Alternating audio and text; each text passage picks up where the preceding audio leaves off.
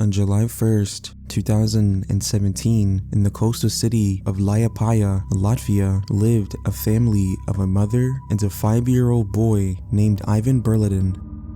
On this day, Ivan was left at home in their apartment while his mother was away. It is not known what exactly she was doing at this time, but at some point in the morning, Ivan left the apartment on his own. According to his mother, this was the first time he had ever done that. The neighborhood they lived in was not known for being dangerous, and it wasn't uncommon for children to play outside in the area. However, Ivan was unsupervised when he left the apartment. When his mother returned home and discovered that Ivan was missing, she began searching for him. She went to the neighbors to see if anyone had seen him, but they hadn't. Panic began to set in, and she reached out to others in the area for help. When her immediate efforts didn't yield results, the local authorities were contacted, and soon the streets, fields, and nearby forests were filled with volunteers calling out for Ivan. The community came together in an effort to locate the young boy. As the daylight faded, the search expanded, growing more organized. The urgency to find Ivan before night was essential. There was no way a 5-year-old kid could survive by himself. Not only that, it gets quite cold at night in Latvia. But unfortunately, they didn't find him that day nor night. Over the next few days, the search became one of the largest in Latvian history. More than 9,000 people participated, including military personnel, police officers, firefighters, and countless volunteers. Helicopters flew overhead, drones scanned the terrain, and scent tracking dogs scoured the area. The search extended to forests, rivers, and even the Baltic Sea's coastline. Yet, despite the immense resources and manpower, no trace of Ivan could be found. It was like he vanished into thin air. During the search, one volunteer reported hearing faint cries in the woods. These cries were believed to be Ivan's and prompted the searchers to focus on the area where the sound seemed to originate. However, the terrain was dense and treacherous, making it incredibly difficult to pinpoint the source. Despite their best efforts, they couldn't locate the origin of the cries, and the sounds eventually faded away. It remains unknown what these cries were, or if they were even real. Exhaustion and emotional strain may have played a role, and the incident was ultimately attributed to the searcher being tired. As the days dragged on without any trace, people started to lose hope in finding him alive. The initial theories were that he had accidentally wandered off, as young children often do, and he might have gotten lost in the nearby area. Another theory was that he had drowned. Since the city of Liepāja is close to water bodies, including the Baltic Sea and local rivers, it was feared Ivan might have fallen into the water. This led search teams to focus on nearby rivers, ponds, and other waterways. It was also thought that he might have been abducted. A witness account added to this theory, but the lead was ignored by authorities. A witness had reportedly seen Ivan near Dubinian village the day after he disappeared. It's unclear why the police didn't take this more seriously, whether it was due to them not believing it or due to negligence, but the officers dismissed it. Other than that, there was no other evidence they could rely on. The mother had lost all hope in finding him until on July 11th, 10 days after Ivan disappeared, a breakthrough finally came. But it was not the outcome anyone had hoped for. In a dense, swampy area of the Dubnian forest, about 4 kilometers where Ivan was last seen, his lifeless body was discovered. This area had actually been searched multiple times in the days prior, yet Ivan somehow remained hidden. The discovery raised more questions than it answered. How had Ivan, a 5-year-old boy, managed to travel such a long distance through difficult terrain? The swamp was treacherous even for adults, with thick mud and uneven ground that made every step a challenge. No clear footprints or signs of his passage were found, leading to the site where he was discovered. The official explanation was that Ivan had succumbed to hypothermia after becoming disoriented and lost, but that didn't make much sense. The fact that the area had been searched previously makes you wonder if Ivan had been there all along, or if his body was dumped there later. Many of the searchers insisted they had thoroughly searched that spot and they were certain he had not been there earlier. What also doesn't make sense, Ivan was found 10 kilometers away from where the witness had reportedly seen him in Dubnian village the day after he disappeared. Perhaps if the lead had been taken more seriously, Ivan might have been found alive. The police would later face heavy scrutiny from the community for their handling of the case. The mother also faced significant public criticism for neglecting her duty to look after Ivan. She was eventually sentenced to 140 hours of forced labor and a year of probation. The mother will unfortunately never know what actually happened to her son. Rest in peace, Ivan Burnet.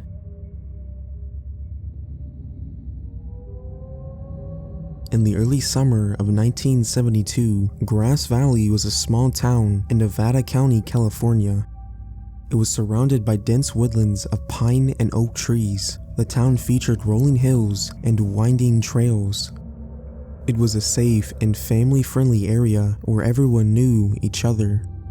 One of the town's residents was 18-year-old Stephen Lewis Erickson. Stephen had an athletic build, standing 5'10" and weighing 170 pounds. His blonde hair and hazel eyes made him easily recognizable. On June 1st, 1972, he decided to embark on a solo camping trip. But before leaving, he informed his mother of his plans and packed his truck with all the essentials: camping gear, clothes, food, and some other personal items.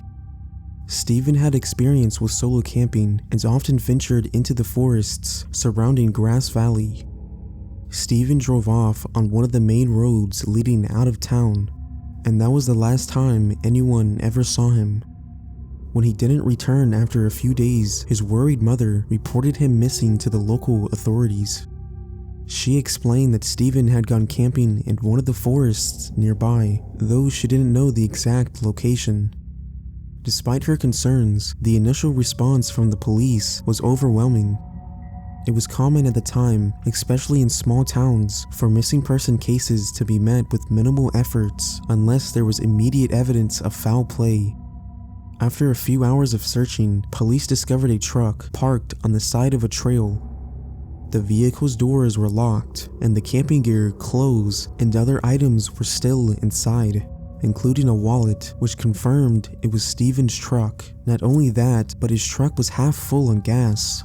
However, Stephen himself was nowhere to be found. The police searched the immediate area around the truck, but found no signs of a struggle or any indication of where he might have gone. This didn't make any sense. If Stephen had intended to camp, why would he leave all his gear behind? And if something had happened to him, why was there no evidence of a struggle or any personal items missing? The lack of evidence led the police to suggest a weak but common explanation at the time. Maybe Stephen had chosen to disappear and start a new life. This explanation was met with disbelief and frustration from his mother. Stephen had no history of wanting to leave, no issues with his family, and no response to abandon his life.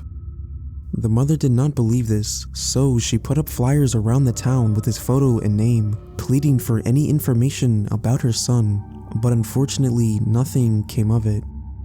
Looking at this case, you could think of a few theories. One is that Stephen may have fallen victim to the rugged terrain. The forests around Grass Valley were vast and full of challenging landscapes, including steep cliffs, dense undergrowth, and hidden creeks. However, this makes no sense. Why would Stephen leave his truck without any gear? He was an experienced camper who understood the importance of being prepared. Another possibility was foul play. However, there was no signs of a struggle, and none of Stephen's belongings appeared to have been taken. If someone had harmed him, it's unusual that they wouldn't steal any of his valuables or camping equipment. The lack of forensic evidence, though partly due to the limited investigation techniques of the time, further made this case harder to solve. Unfortunately, the case was never thoroughly investigated. Grass Valley's police department lacked the resources and expertise to handle such a perplexing disappearance. When researching for this story, I tried to call Nevada County law enforcement, but they were not what I'd call kind nor helpful. And most of Stephen's immediate family members have since passed away, taking with them any additional details or insights they might have had. Most of this stuff that I was able to gather was from the cousin of Stephen, but since this was long ago, she never really remembered a lot. If Stephen is still alive, he would be 80 years old in 2025. However, the chances of that are slim. His family has spent decades without any answers, and those who remain will most likely never get them.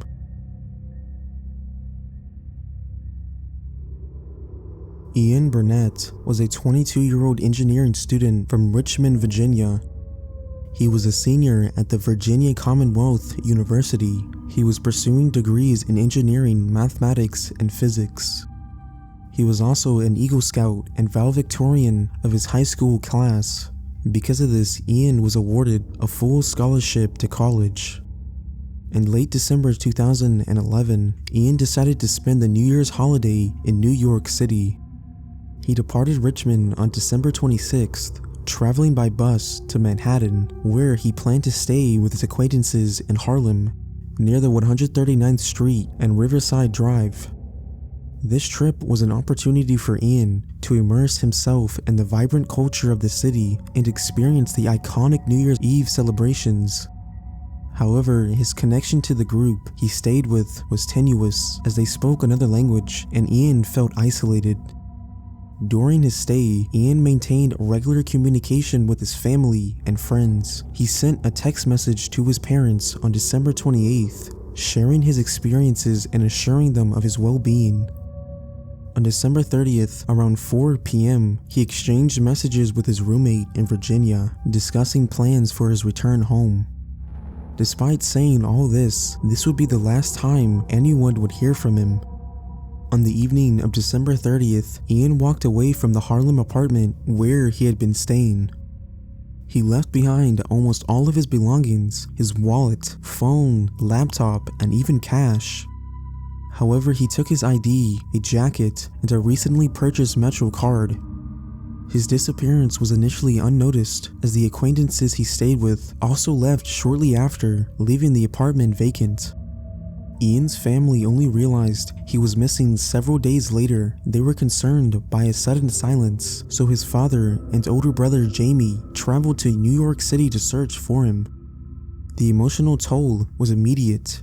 Jamie later recounted days spent crying in the freezing cold as they walked between subway stations, parks, and police stations, putting up flyers. Ian's father described the situation as entirely out of the character for his son. He was a responsible and intelligent young man who kept in regular contact with his family. Investigators tracked the usage of Ian's Metro card to a swipe at the 145th Street station on the northbound number 1 subway line on December 30th. His credit card was last used for a small purchase at Burger King, believed to be on December 31st. These clues painted a vague picture of Ian's movements, but offered no answers about his ultimate destination or condition. The police efforts were limited due to the absence of clear evidence indicating foul play. While the investigators reviewed surveillance footage and interviewed acquaintances, the search eventually stalled. The burden of the investigation largely fell on Ian's family, who tirelessly distributed flyers, contacted shelters, and sought help from the public. Ian's brother turned to Reddit to amplify the search. In a heartfelt post, he described Ian as the most important person in his life and pleaded for help. Jamie did highlight Ian's history of depression and his sense of alienation in an unfamiliar environment, fearing it might have contributed to his disappearance. Despite the outpouring of support from the online community, verified leads were scarce. The family's efforts including creating a Facebook page and contacting media outlets. Friends, acquaintances, and strangers joined the search, with some suggesting unconventional approaches, including consulting psychics. A few responses speculated about Ian's potential state of mind. One Redditor suggested that his actions could align with someone under the influence of hallucinogens, maybe explaining his abrupt departure and behavior. However, these theories remained speculative and unverified. As weeks turned into months, the family's hope began to waver. The absence of closure took a toll on Ian's family, who struggled with the unanswered questions surrounding his disappearance. In January 2013, a year after Ian's disappearance, Jamie posted again on Reddit, expressing the enduring pain and uncertainty. "I don't know where he is, and honestly, I'm not looking. At this point, if he comes back to us, it will be under his own power." Ian's case remains unsolved. Despite extensive searches and the efforts of his loved ones, no definitive answers had ever been found, nor would the answers probably ever be found. As morbid as it is, I wouldn't be surprised if Ian's been dead for a while. Especially in New York City, there are probably thousands of bodies that get dumped but never found. It wouldn't surprise me if Ian is one of those thousands.